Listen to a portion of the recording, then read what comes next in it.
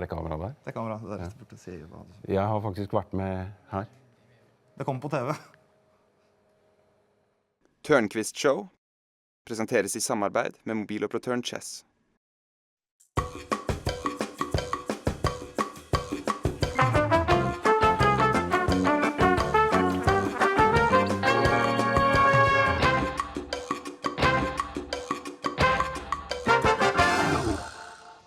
Hei alle sammen, og velkommen til Tørnquist Show, det lille talkshowet med det store selvbildet.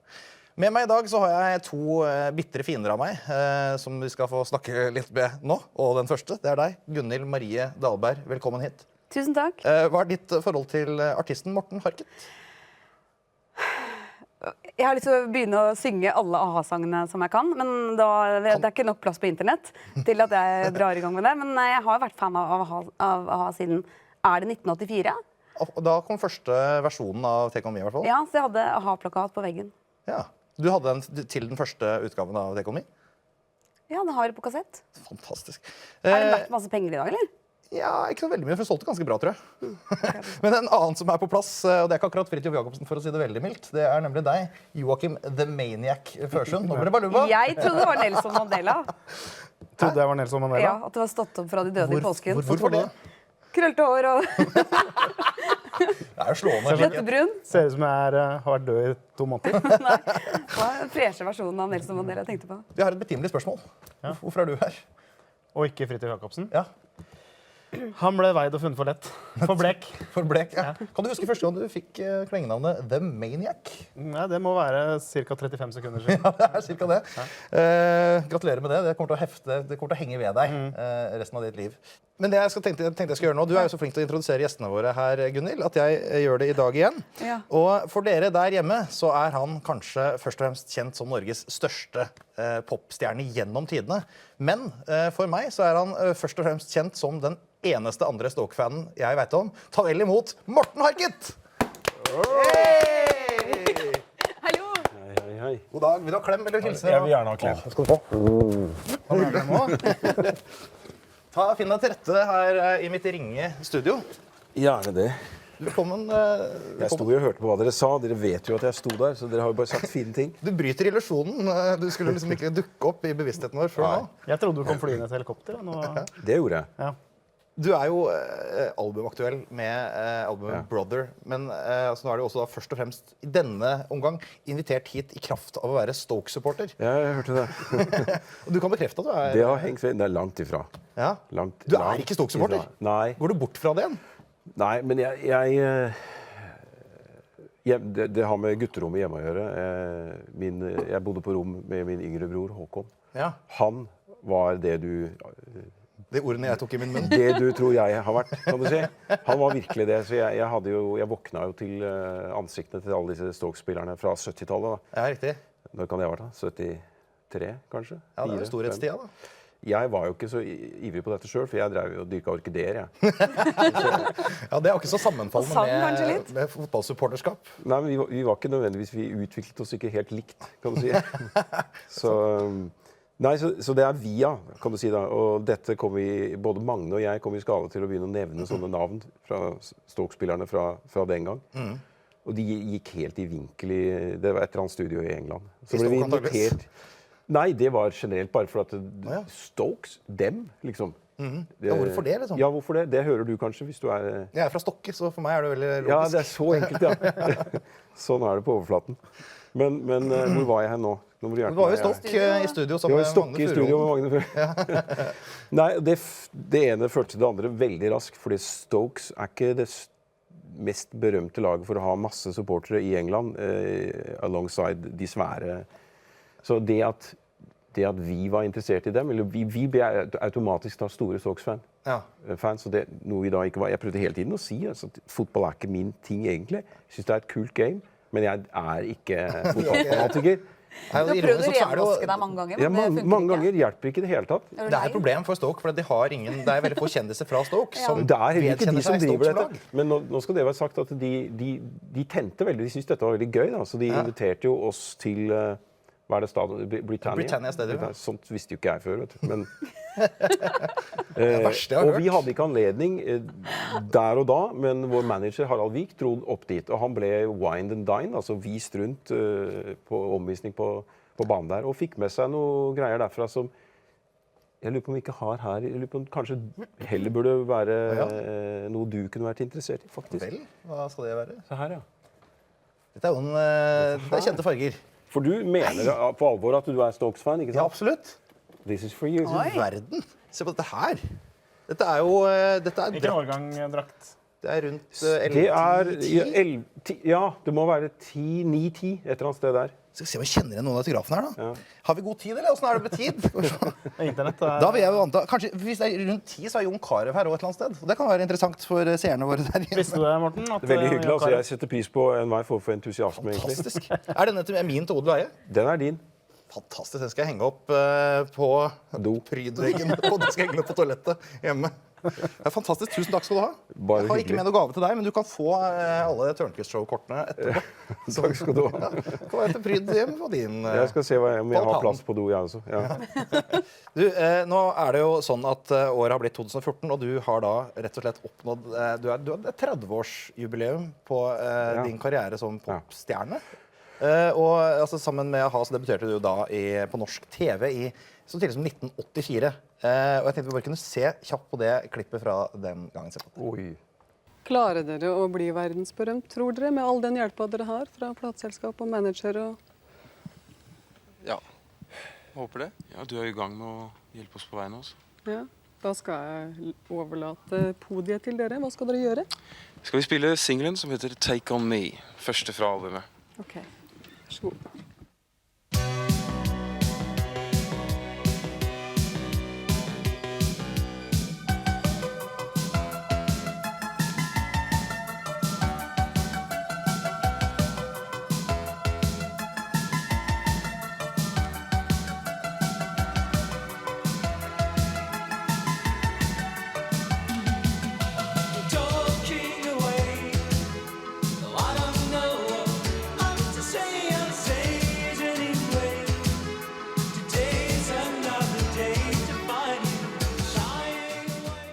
Dette her var jo rett før dere slo gjennom, men du virker veldig sånn sikker på at dere skal slå gjennom, da. Ja, kanskje det. Jeg syns det så veldig fomlete ut, jeg. Men, Syns du det? Ja, egentlig.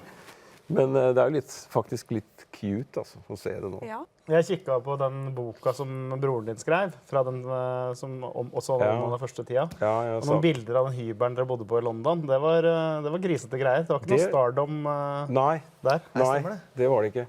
Nei, vil du vite noe? Ja, Ja, gjerne. veldig gjerne. Nei, hva skal jeg si da? Ja. Det var jo det var kummerlig. Ja. Det var Jeg husker Hadde dere hver deres seng? Nei, men vi gjorde ett forsøk en gang. Det var en forferdelig leilighet. Det var, ikke noe, altså det var en liten bedsit-greie, da. Og vi hadde 2 senger på deling, så vi hadde en madrass på gulvet og en som lå bare på selve ramma. Og vi veksla mellom det, for da lå du mellom fjærene som stakk gjennom. Men det var greit nok. Men jeg husker vi skulle pusse opp en gang der, for vi hadde lyst til å prøve å gjøre det litt trivelig. Og så malte vi den ene veggen hvit. Så gikk det en halvtime, så begynte det å velte noe greier. Så malingen begynte å bule i sånne byller nærmest på veggen. Ja. Så rant det en sånn gul-grønn gugge ut av veggen. Det var veldig lite trivelig. Altså. Og så var det gasslekkasje der også, så vi våkna jo med dundrende hodepine hver dag. Nei, er det sant? Selv om dere bodde kummerlig, så sprada dere litt rundt på natterstid i de mest ekstravagante kostymer og masse sminke og ballett. Det var jeg som gjorde det mest.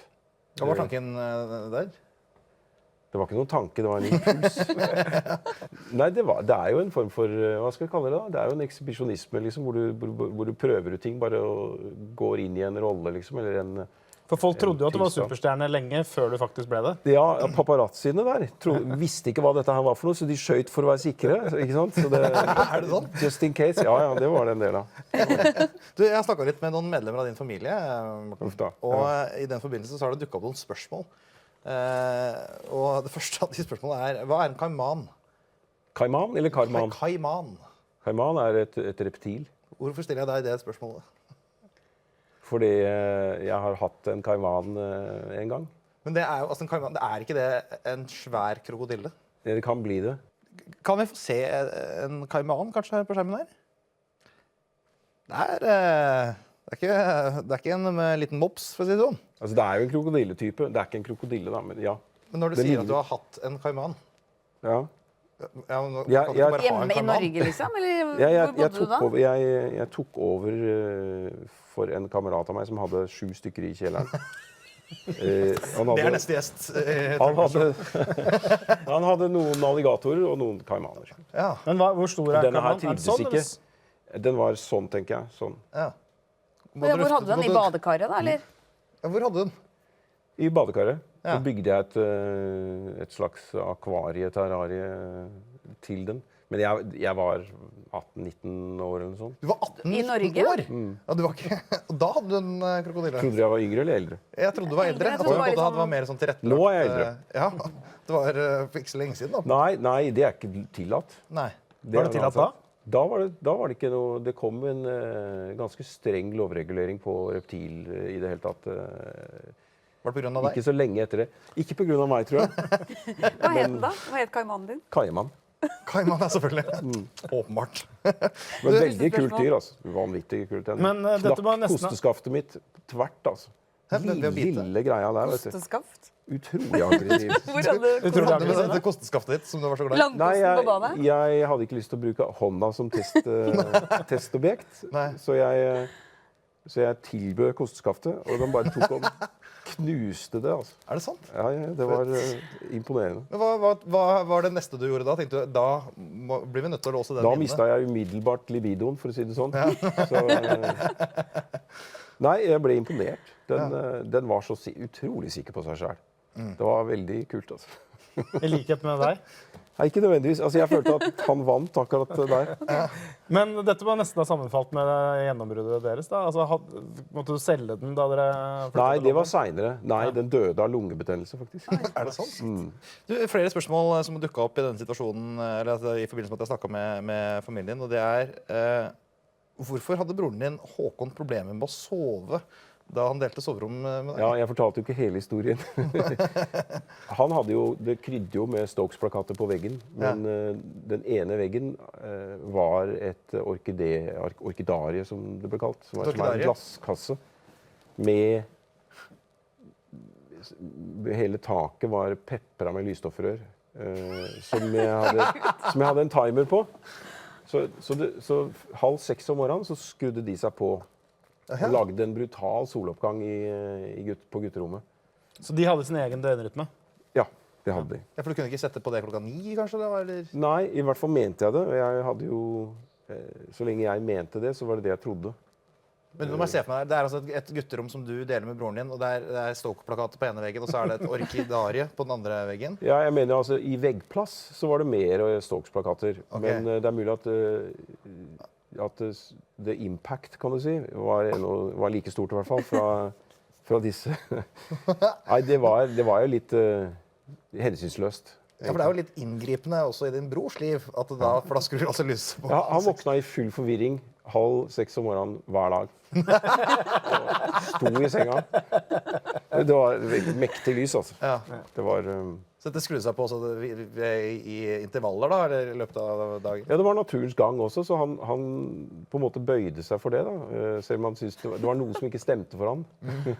Så Så pussig, så rar han er. ja, han har alltid vært rar. Et annet spørsmål.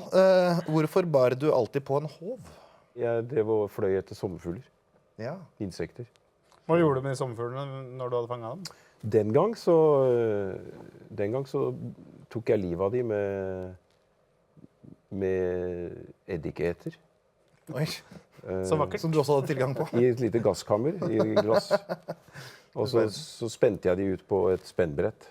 Men hvor mange typer er det av sommerfugl i Norge, da? Er det en Og opptørt det, som lager? vet du, det husker jeg ikke nå. Men er det en opptørt som Spør om lager en ikke det- imponerende samling? Ja, men jeg fikk tak i kokonger og pupper fra utlandet, fra tropiske strøk også. Drev og klekka det.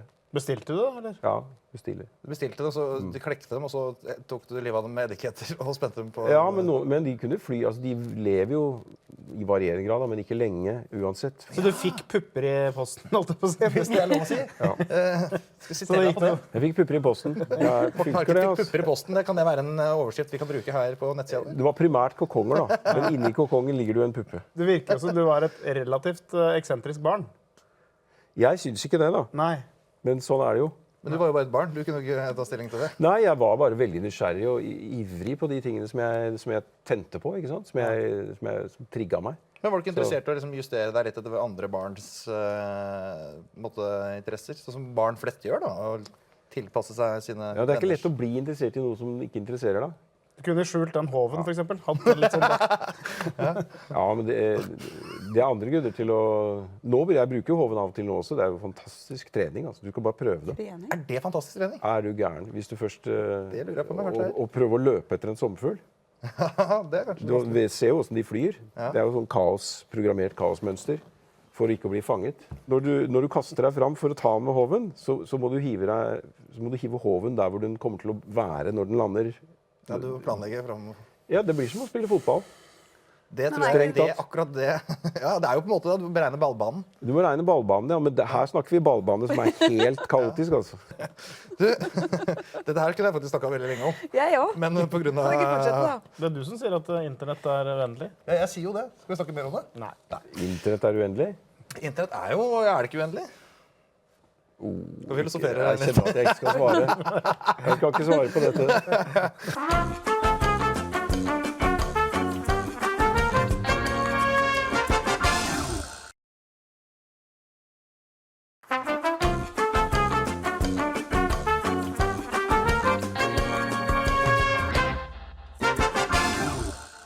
Morten, i Brasil i 1991 så ble festivalen Rock in Rio avholdt. Og de ulike kveldene her så kjøpte jo folk billetter til altså det var jo ulike headlinere som Guns N' Roses, Prince, George Michael, da, som trakk opp mot 60 000 betalende tilskuere.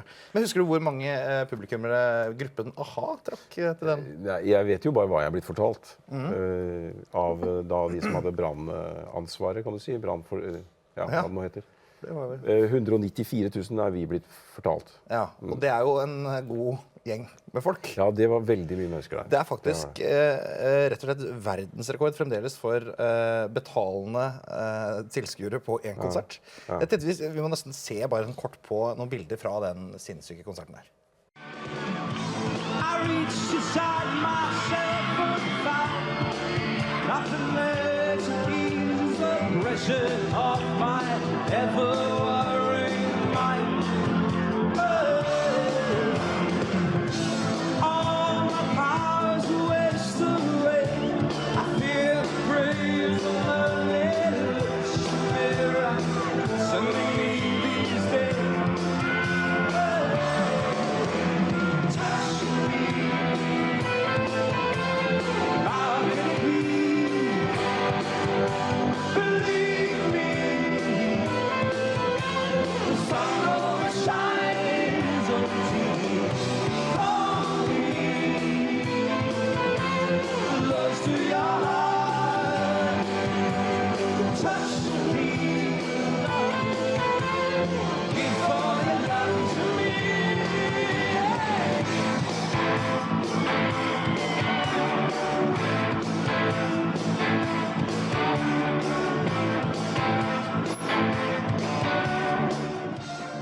Det er jo helt hinsides. Altså, var du overrasket over at dere solgte 200 000 billetter den kvelden?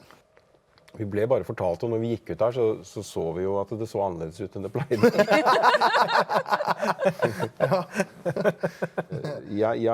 For meg så ble det et slags vendepunkt. Fordi at jeg hadde nettopp da fått vite, rett før vi går på scenen av promoteren, at dette er verdensrekord. Og du visste det når du gikk på, ja? Han visste det fordi at jeg tror det var Paul McCartney som hadde holdt rekorden før det. Ja. Så jeg fikk beskjed om det av han. Det er alt jeg vet. Hvorvidt han visste, og hvorvidt hans tall var riktig, det hadde jeg ikke noe. Men han sier det til meg idet jeg går på scenen. Så tenker jeg, ok, hvorfor betyr ikke det noe for meg nå? Og du fikk den følelsen, ja? Ja. Og jeg bare følte at det var noe jeg trengte å gå i meg selv med. Så og det startet da. Og noe av det var blant annet det å akseptere en sånn popstjernes posisjon. Hvor jeg hele tiden har vært veldig tilbakeholden med det egentlig, og ikke gått ut og tatt imot det med åpne armer. Men følte du absolutt ingen tilfredsstillelse ved å stå på den scenen? Jo, virkelig. Det gjorde jeg. Du så Dette veldig handlet glad ut, mer da. om meg selv bare. Altså bare at jeg trenger virkelig å ta en runde med han her. Men det må være irriterende å ha det sånn, da. At ikke du på en måte bare kan være hurra, det er folk her. Ja, Så gøy. det kan du si. Men jeg hadde det også. Men akkurat det gjør jeg ikke. Hurra, det er folk her-delen, den kommer ikke. Jo, nei, men jeg gjør det bare med et stillferdig smil i stedet. Ja. Og det er sånn jeg er. Du, vi skal snakke om noe helt annet, nemlig sangstemmen din. Ja, Den er fin. takk. Du, er du kommer selv... langt på den. Takk. Den kom du langt Den med. kommer ut og Jeg har fått lurt bruk for mange i en mange dag. år. Ja. Du, er du selvlært? Ja, det vil jeg kunne hevde. Ja. For en ting som går igjen, vi var så vidt inne på det, er en del låter i din karriere er jo ganske teknisk vanskelig å synge, krever et stort register. Da. Så jeg fikk da min gode venn Jim Carrey til å fremføre Take On Me, sånn at vi kan høre hvordan det låter når en helt middels vokalist synger den. På det. Do you feel like singing? Yeah, I'd love to sing. All right. Maybe just a little All something. right, good luck. If I don't see you later, thank you very much. It's Jim Carrey over there, ladies and gentlemen. Yeah, well, thank you, Jim. What are you gonna? I've been trying to learn how to sing because everybody seems to be singing. There's so much singing going on in the movies and stuff like that. You got to be ready because it's a sensation. You got to be ready. You got to be ready. I say. So, but I want songs that are hard. A song that is hard that will challenge me. Okay, so once I learn it and once I sing it and I get it down, then I can call myself a singer. Do you know anything like that?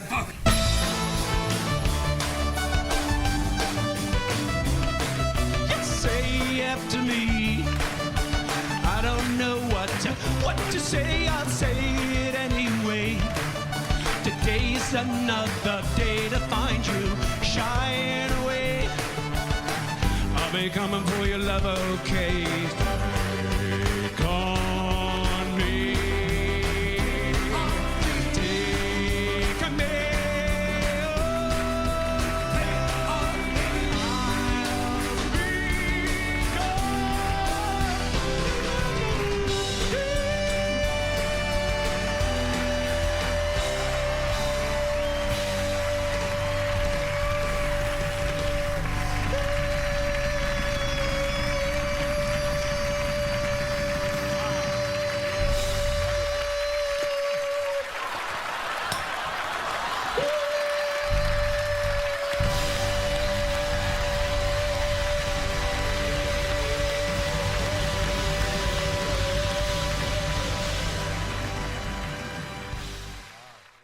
Har det ikke vært utrolig Der kan du se, der har du en showman. Ja, det er det som har det ikke vært utrolig upraktisk for deg at Ahas kanskje største hit har vært så utrolig vanskelig å synge?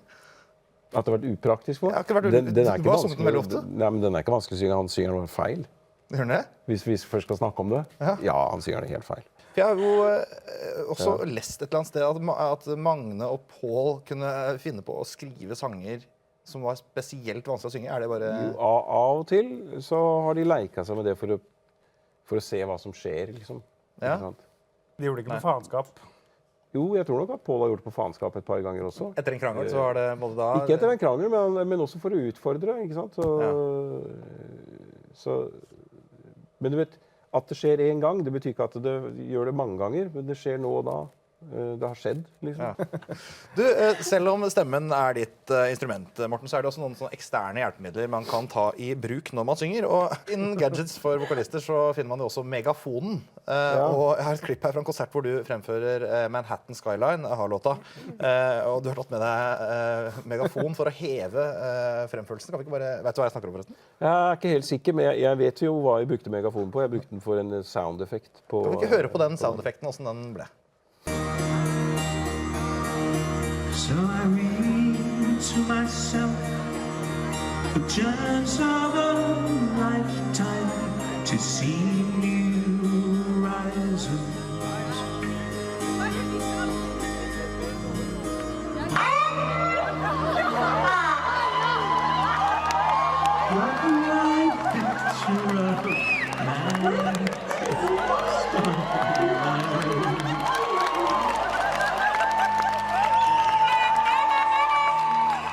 Det er nesten så jeg tror at det var noen av gutta som kødda der. Altså. Ja, det var crew som gjorde noe. Men alt sannsynlighet, så det er vel feedback. Ja. Det var veldig morsomt. Overraskende. Skal liksom, det er så var og fin sang. Og liksom sånn. Ja. Men det gjør mye for showet. Ja, det gjør veldig mye for showet.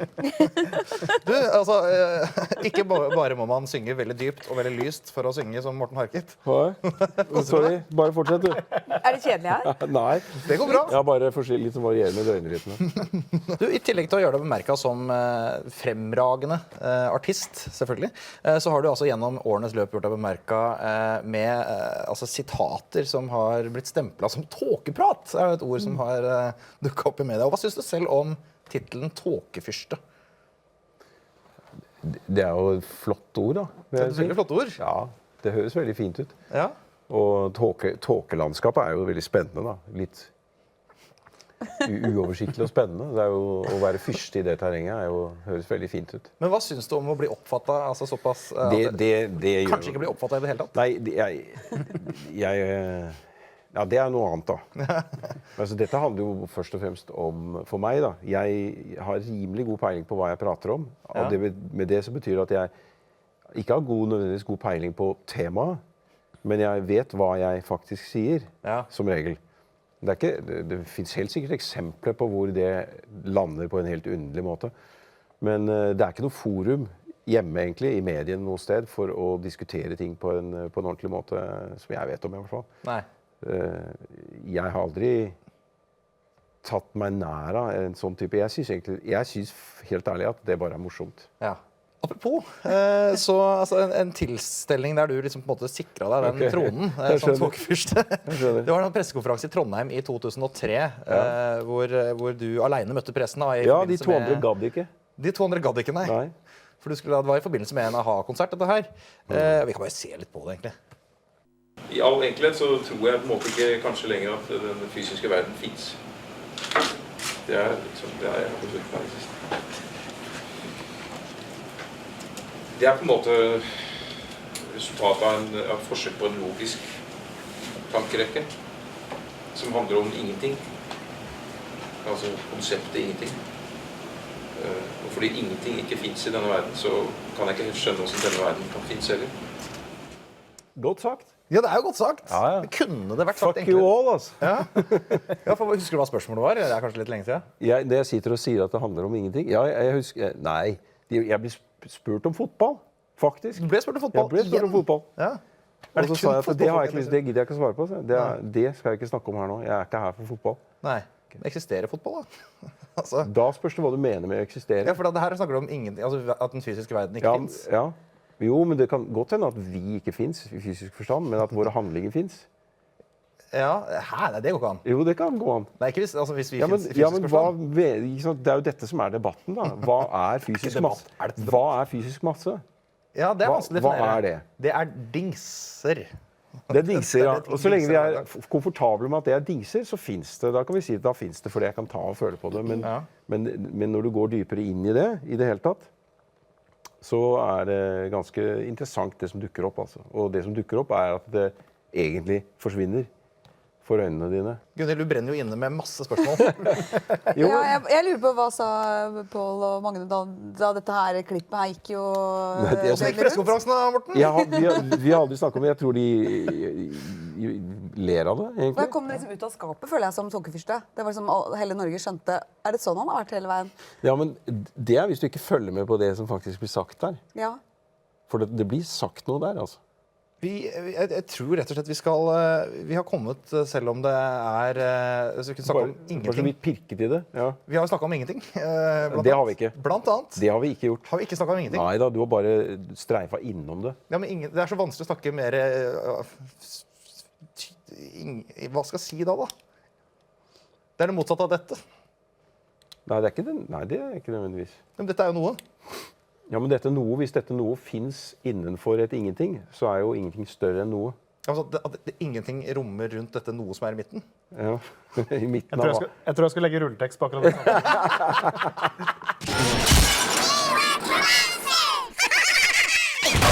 Monster. Finnes egentlig slutten på dette programmet? Det er enkelt. det forutsetter jo at objektivitet virkelig finnes.